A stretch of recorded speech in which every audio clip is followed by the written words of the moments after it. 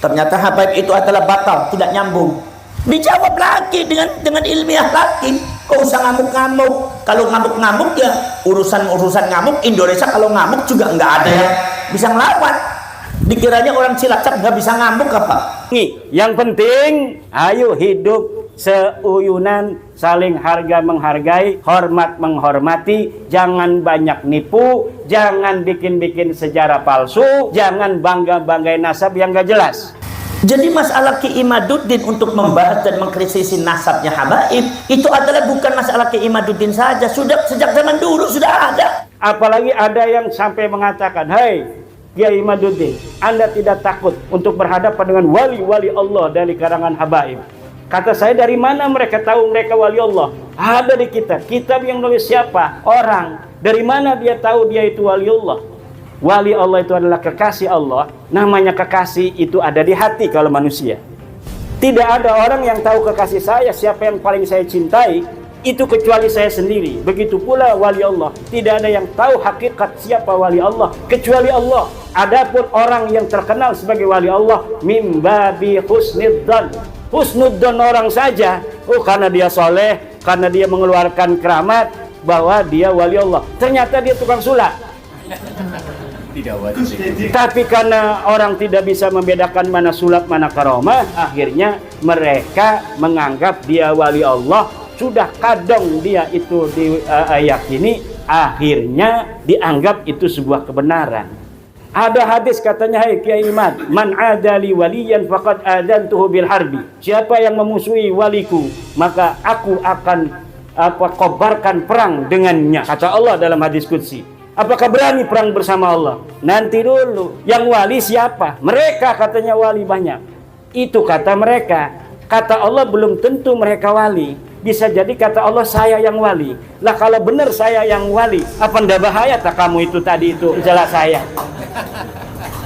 Banyak orang yang mencela saya, mencaci maki saya di YouTube. Kenapa? Karena mereka katanya yakin bahwa yang dibatalkan nasabnya oleh saya adalah wali Allah. Wali Allah yang tahu hanya Allah. Bagaimana kalau saya yang dianggap wali Allah oleh Allah Subhanahu wa taala dan yang mereka anggap wali Allah itu bukan wali Allah? Mereka akan bahaya. YouTuber yang mencela saya akan bahaya itu. Saya enggak, oke. Kalau ini enggak, insya Allah. Intinya adalah kita hidup seperti orang lain. Ayo kita hidup seperti orang lain. Orang lain bisa hidup tanpa bawa-bawa nasab. Dia bisa banyak duitnya, dia bisa jadi DPR, dia bisa jadi gubernur, dia bisa jadi presiden tanpa bawa nasab. Masa kamu enggak? Udah sih, ayo kita berprestasi. Kita mayoritas orang Jawa nih akan melindungi setiap mereka yang diakui oleh negara sebagai warga negara Indonesia dari suku, ras apapun mereka. Kita akan lindungi. Yang penting ayo hidup seuyunan, saling harga menghargai, hormat menghormati, jangan banyak nipu, jangan bikin-bikin sejarah palsu, jangan bangga-banggain nasab yang gak jelas. Kalau sudah ada ikrar dari mereka demikian, kita hentikan. Minta nanti dengan sungguh-sungguh pada Usmar, udah teman-teman berhenti. Kalau ada dari mereka, mulai sekarang kami tidak akan lagi ngomong-ngomong turunan Nabi. Kita hentikan kajian ini. Di panggung kami tidak akan lagi bangga-banggain nasab. Orang kami tidak akan lagi doktrin-doktrin bahwa kami turun Nabi dan kamu harus hormatin saya. Kita hentikan kajian ini. Sudah dianggap tidak ada. Yang penting hidup sebiasa mungkin, senormal mungkin dengan orang lain. Karena nyata orang lain telah mampu hidup normal tanpa membanggakan nasab. Kenapa kamu tidak mampu? Jadi saudara-saudara sekalian, saya menginginkan bahwasannya ya kaum Ba'alwi ini yang lurus-lurus saja. Kalau sama benar ya benar, kalau tidak tidak. Nanti kalau masalah nasab dibahas benar-benar, enggak. Kemudian masalah pembelokan sejarah, kalau supaya memang Anda membelokkan harus minta maaf dan harus dikelirkan, diluruskan, sejarahnya diluruskan. Makam-makam yang palsu-palsu bongkar itu. Buat apa itu? Sebab apa? Sebab itu menyesatkan banyak orang. Siapa yang bertanggung jawab di depan Allah? Siapa? Ini orang yang nggak takut sama Allah itu kayak gitu. Saudara-saudara sekalian, jadi masalah Ki Imaduddin untuk membahas dan mengkritisi nasabnya habaib itu adalah bukan masalah Ki Imaduddin saja, sudah sejak zaman dulu sudah ada. Itu bukan masalahnya Ki Imad, bukan. Cuma sampean kan diarahkan ke iman saja supaya panjenengannya benci sama ke iman. Bukan. Imam Fakhruddin Ar-Razi dan beberapa ulama zaman dahulu yang sudah mengatakan bahwa nasabnya Ba'alwi itu batal, tidak bisa nyambung ke Rasulullah. Itu sejak zaman dulu sudah ada. Jadi bukan masalah keiman. Keiman hanya memunculkan. Iman hanya menunjukkan kepada orang Indonesia begini loh. Nih, saya punya tesis nih begini. Catatannya ada di kitab-kitab tuh. Ada begini, ternyata seperti ini. Ternyata habaib itu adalah batal, tidak nyambung. Dijawab lagi dengan ilmiah lagi. Kok usah ngamuk-ngamuk. Kalau ngamuk-ngamuk ya urusan ngamuk. Indonesia kalau ngamuk juga nggak ada yang bisa ngelawan. Dikiranya orang Cilacap nggak bisa ngamuk apa?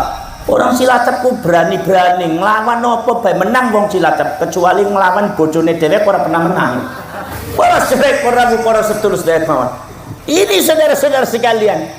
Jadi bukan masalah yang berkaitan, bukan masalah benci atau tidak benci. Jadi kalau sumpama ada yang mengframing bahwasanya itu adalah keiman atau yang lainnya itu adalah benci kepada habaib, itu salah Anda. Anda itu berarti diarahkan untuk benci kepada keiman. Gak boleh. Wong kita nggak pernah benci habaib kok. Kita lagi ngomong habaib itu nasabnya ke sini, darahnya ke sini, rasanya ras ini. Nah aku ngomong kayak dia Pak Ifta itu menengani Cilacap, tapi nyatanya gitu wong Cilacap ke wong Pangandaran, darah Sunda. Bukan berarti kulo ngino Pak Ifta sana. Ini lagi bicara originalnya seperti itu. Nah kalau Pak Iftanya nggak merasa, ya udah saya bukan, karena saya begini, sejarahnya saya begini.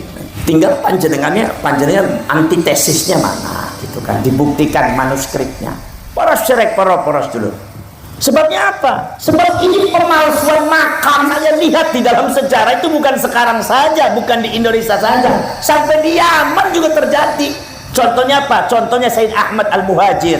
Ini makamnya ada dua, satu di Irak, nomor dua di Husaisah, Yaman. Yang dikenal sejak kewafatannya Said Ahmad Al-Muhajir, itu wafatnya itu tahun 345, pertengahan abad ke-4 Hijriah. Itu Said Ahmad wafat di Irak Selatan yang sekarang di Najaf. Semua orang tahunya itu. Seluruh dunia kalau mau ziarah ke situ, ke Said Ahmad tuh.